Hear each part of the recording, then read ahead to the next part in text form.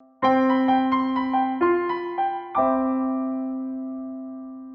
I'm attorney Gregory Dell, joined by attorney Cesar Gavidia, and today we're going to talk about disability denial reason number 3, as we've been doing a series of the top 10 disability insurance denial reasons that we see. And Cesar, this one deals with video surveillance and what I call social media surveillance. And diving right into why this is such a big reason for disability denial, what is your opinion as to why the disability insurance companies utilize video surveillance so frequently?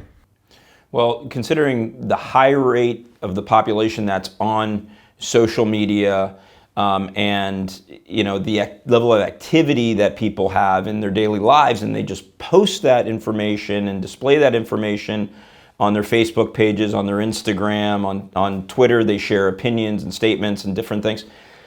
It's basically a window for the insurance company to look into your lifestyle, to look into your activity, to look into everything you're doing to see if there's any level of inconsistency. It's the very same reason that they do surveillance of you.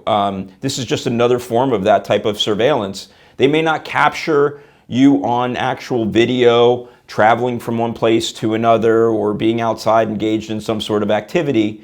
But when you post something on your Facebook page, on Instagram, that's there basically until you either take it down, and if they capture that through a screenshot or they print that off and they submit it to their administrative file, that's there for the life of your claim. That's never going away. And people say, well, I had my Facebook account set to private, yet they still got it. Isn't it illegal that they got that information, and can they use it? I don't think that there's anything illegal if they were to access your Facebook page through legal means. In other words, if they somehow friend request you through some fake account that they create or some fake persona that they create, and you accept that friend request, because some people just blindly accept friend requests. Now they have access to your private Facebook page. They can see everything you're posting, everything you're doing. If you took a small vacation where you drove to the mountains and now they see you there taking pictures with your family members, suggesting you're taking a hike that could be anywhere from maybe 20, 30 minutes, but for the insurance company, it could be 1 to 2 hours for all they know. All of that inside access to your personal life, they're going to use against you. They're going to find some inconsistency. They're going to say, well, this doesn't match up with what you're reporting, or this doesn't match up with the restrictions and limitations your doctors are saying that you have. It says you can't walk for more than 20 minutes, but yet you're on a hike. You can't stand for longer than a few minutes. But it seems like, at this family gathering, you have several pictures where you're standing around with family members. So that type of thing, they're going to use to say, you're not eligible. This is inconsistent with what you're stating in your claim forms. This is inconsistent with what your doctors are saying your restrictions and limitations are. We're going to either do a medical review, and we're going to now prove that through our own medical experts that you're in fact able to work, or we're just going to cut you off altogether because we find that the activity that we see here is so inconsistent with what's being reported that we don't even have to do a medical review. We're just going to cut it off. Right, and people should be aware it's not just we happen to be talking about Facebook, but it's basically an entire internet search of you as a claimant and anyone you're related to, any friends that tag you, any stories that come out from some event that you may have been to. So it's your whole internet public profile that's just out there that you need to be aware of, that the disability insurance company is going to search, and they're somehow or another going to try to use that against you. It's the same reason why, Cesar, people always have to be careful in the authorization forms that they sign and return back to these disability insurance companies, because often the claimant is releasing the disability carrier and giving them the right to basically search anything and everything on the claimant. So you got to be really careful with that kind of thing, because the disability. Go ahead. I was going to say, you mentioned, they could tag you. Well, so many claimants out there have kids who are in, high school, and their Facebook pages may be set to public, and they're posting pictures of family events, different things going on. They're tagging you in things like you mentioned, and a lot of people don't even know what's going on their kids' Facebook pages. So that insurance companies have access to all of that information if it's available to the public. I want to shift gears to video surveillance, because that is really one of the biggest reasons, and why we call disability reason number 3 for denial. And it's a fear. It's a fear that many claimants have, that I think is a fear they should have, but there are ways to also avoid that fear and live your life potentially without even worrying about the disability insurance company conducting video surveillance. So when claimants call you and they have this concern about video surveillance, first of all, Caesar, where should they assume that they're being surveyed by the disability insurance company? Well, the most common place is obviously one's home, right? Or if they're partially disabled, your workplace. But that's not very common. I mean, the most common video surveillance you'll see is on claims of total disability, and they're surveilling you outside of your residence. So what they'll do is they might park a few blocks away. They'll watch to see if the cars that leave the driveway, they've got these telephoto lenses, so they can zoom in very easily without having to be right next to your property, right in front of your property. And they'll watch you from that distance and see where you go. They'll follow you when you go to the grocery store to do shopping, or to run errands, or when you're dropping your kids off at school, or when you're taking them to soccer practice, or going to your medical appointments, going to the pharmacy to pick up your medications. Anywhere you go, they'll follow you. I even had a case where the claimant was going to take a small weekend vacation to visit a family member. They followed them to the airport. They saw them lift the suitcases out of their car, take the suitcases into the airport. I mean, so all of that was on video surveillance. So basically anywhere that the public can access, certainly people could see the outside of your home, that's where they'll be conducting the video surveillance of you.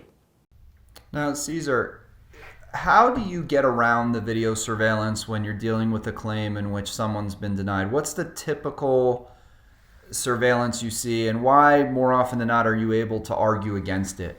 Well, you have to understand what the intention of the video surveillance is for to begin with. It's to capture your activity while you don't know that they're watching you, to find or establish that there's some sort of inconsistency with the statements that you're making. So basically it's to challenge the credibility of your representations concerning your disability and your restrictions and limitations. Okay, so once they have that video surveillance, what they're basically going to do is they're going to have that information submitted to their medical consultants.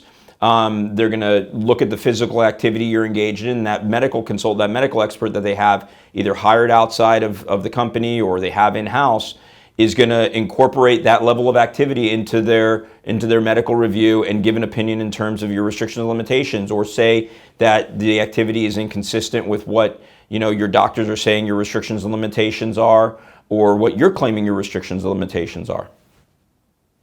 And Caesar, we know there's some companies that have a strategy of doing a video and then coming out and interviewing you or calling you. And what is their strategy when they're doing that? So what they're trying to do is, again, it's all a test of your credibility. It's all to basically say you're not telling us the truth. So I've seen, and this is very common with disability insurance companies like the Hartford, Aetna, Cigna, they will capture your activity on video surveillance in and around the time that they're going to schedule an interview with you, where they're either going to come to your home or maybe have a conversation with you. But now in the time of this pandemic, they're not usually traveling to your home to meet with you there anymore. They might be doing something on Zoom or something like that.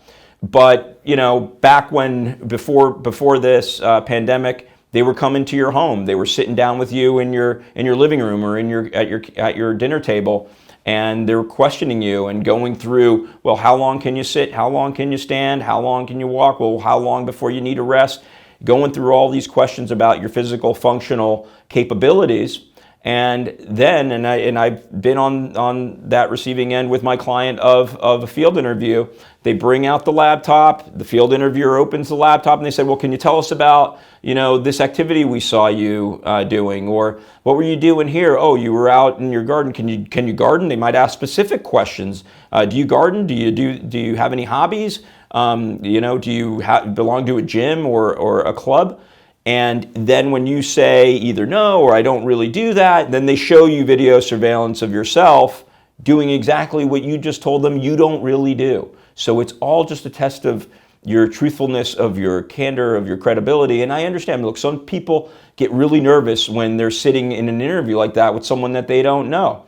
And they're thinking, oh, well, if I tell them that I do that, then they're going to cut my benefits off. But the best thing to do is be honest about your activity. The last thing you want to do is be caught in, or the last thing you want is to be caught in a lie or in some sort of dishonesty, because as soon as that occurs, the insurance company is going to have a legal reason to cut your benefits off. Right, and Caesar, it's not just the interviews or the phone calls, it's every time you go to the doctor, what you tell your doctor, and it's put in the medical records, it's the claimant statements that you're filling out on a monthly basis or semi-annually or however often the disability company is requesting them. It's the attending physician statements from the doctor.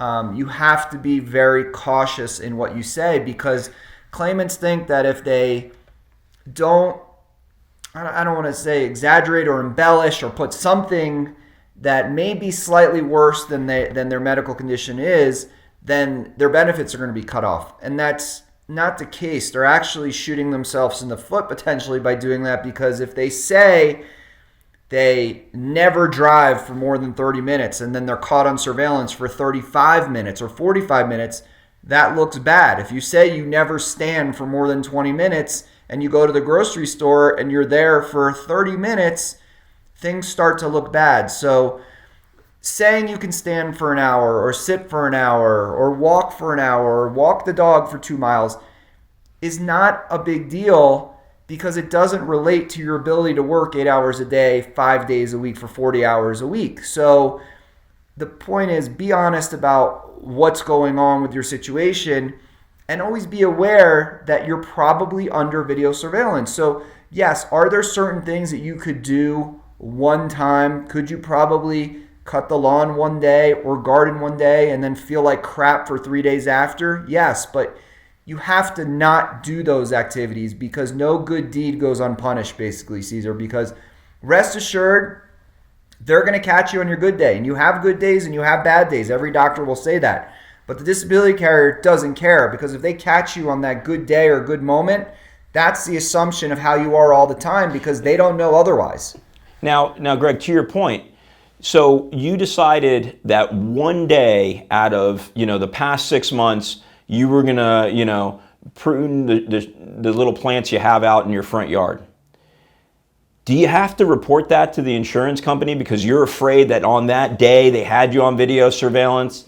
When they ask about what hobbies, what activities you're engaged in, I don't necessarily think you have to tell them about that one time, okay? But if it's something that you do with frequency, and you know that, look, 2 out of 3 days, this is something you're doing, then it's probably a good idea to report that as something that you do on a sustained basis. Right. So when we get these claims, Caesar, and we deal with the denials, we always request a copy of the video surveillance.